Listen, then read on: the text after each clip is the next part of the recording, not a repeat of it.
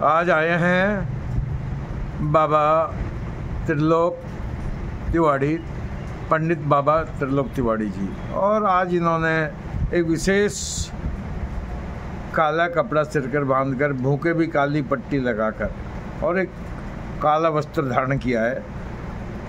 तिवारी जी, क्या कारण है, क्या आपने आज ये रूप धारण किया है? ये 8 अगस्त को जब मंडल आयोग घोषित हुआ था 89 में, उस वक्त 463 बच्चों ने आत्मदाह किया था इस मंडल आयोग के खिलाफ। और इस मंडल आयोग से समाज को इतना बांट दिया गया है जातियों के घेरे में, जो एक देश के लिए बहुत हानिकारक है।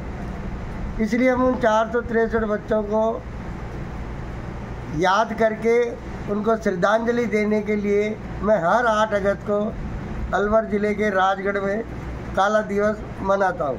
क्यों? परिवार का गांव है पूरा, और यहाँ मेरे भाई लोग बहुत रहते हैं, तो मैं इसीलिए इस आरक्षित सीट के ऊपर, ये जो मेरा गांव है यहाँ ये आरक्षित सीट है, तो मैं लोगों का ध्यान केंद्रित करना चाहता हूँ कि ये जो अभी कोर्ट ने भी फैसला दिया है कि क्रीम लेयर जो है वो ख़त्म होना चाहिए। एक घर में पीढ़ी दर पीढ़ी बने जा रहे हैं, कोई एमएलए, क्रीम लेयर लागू होना चाहिए। हाँ, तो क्रीम लेयर लागू होना चाहिए, हर उस गरीब को मिलना चाहिए।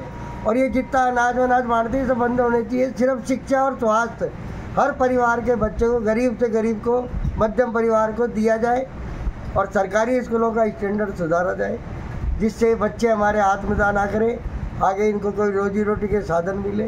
बस मेरी सबसे यही है। और सरकार हमको तो स्वर्ण समाज के लोगों को बोलने नहीं देती, इसलिए हमने मुंह पे भी काली पट्टी बांध ली। क्या करें? तो आप सबसे विनम्र निवेदन है कि इसको जो न्यायपालिका ने किया, इसको जोर से मुद्दा उठाया जाए। आप जो अभी सुप्रीम कोर्ट का जो फैसला आया है माननीय न्यायालय का, कोटे में कोटा, अनुसूचित जाति जनजाति में कोटे में कोटा, उसमें क्रीम लेयर और जाति विशेष और कुछ नेता जो दलित नेता हैं, ST SC के अपने आप को बड़े माने जाने वाले नेता हैं, वो जो विरोध कर रहे हैं, उसको लेकर आप क्या क्या कर रहे हैं? भाई वो विरोध इसलिए कर रहे हैं, उनको कुर्सी प्यारी है, पीढ़ी दर पीढ़ी पूरा खानदान तिर रहा है, 3 पीढ़ी हो गई, लेकिन अभी तक वो दलित के दलित ही बने हुए हैं। जबकि हकीकत का जो गरीब है, आदिवासी है, उसको कोई फायदा नहीं है। अब इस कानून से क्या वास्तविक दलित या वास्तविक आदिवासी गरीब को लाभ मिलने की कुछ उम्मीद है? हाँ, तो न्यायपालिका का जो फैसला हुआ है क्रीम लेयर में क्रीम लेयर वाला, कोटे में कोटा, तो इससे बेनिफिट डेफिनेटली गरीब के पास पहुंचेगा। जब सभी वर्गों में क्रीम लेयर लागू है, OBC में भी क्रीम लेयर लागू है, सामान्य वर्ग को EBS दिया उसमें भी क्रीम लेयर लागू है, तो ST SC में भी अगर क्रीम लेयर लागू होता है तो उनके नेताओं को क्यों तकलीफ हो रही है? इससे इनके जो नेता हैं, कथित जो नेता हैं, उनका क्या वास्तविक चेहरा ये समाज के गरीब लोगों के सामने नहीं आएगा? आना चाहिए। हम तो हमेशा आवाज़ उठाते, गरीब को जगाते। भाई तुम्हारे समाज के तुम्हारे नेताओं ने तुमको क्या दिया?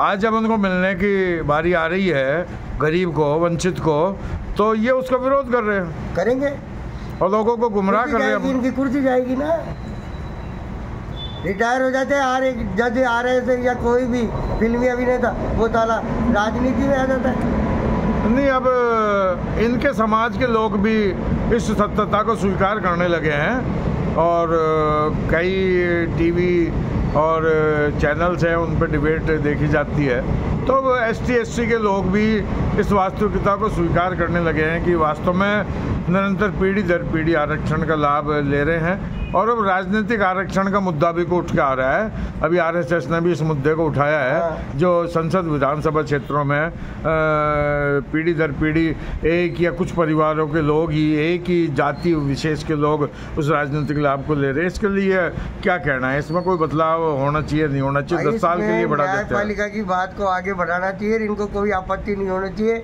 अपने ही समाज के गरीब को भी तो उठाना हमारा धर्म है, नहीं तो देश कैसे आगे बढ़ेगा? नहीं, राजनीतिक आरक्षण जो समाप्त होने की बात है, ये भी होगा, विधायक सांसद के अंदर भी होना चाहिए, और नहीं होता तो इसमें संशोधन होना चाहिए। जैसे सरपंचों की इनकी लॉटरी खोल के चेंज किया, लॉटरी में एक विसंगति जहाँ नजर आती है सामान्य सीट आती है तो सभी वर्ग चुनाव उस पर लड़ते हैं, वो भी बंद होना चाहिए। और जब और सीट एक कोई भी वर्ग विशेष के लिए आरक्षित होती है तो उसमें वर्ग विशेष ही लड़ सकता है। तो सामान्य अपने आप को ठगा सा महसूस करता है। इसको लेकर आपका क्या कहना है? इसमें कोई विसंगति नजर आती है आपको? नहीं, विसंगति है साहब।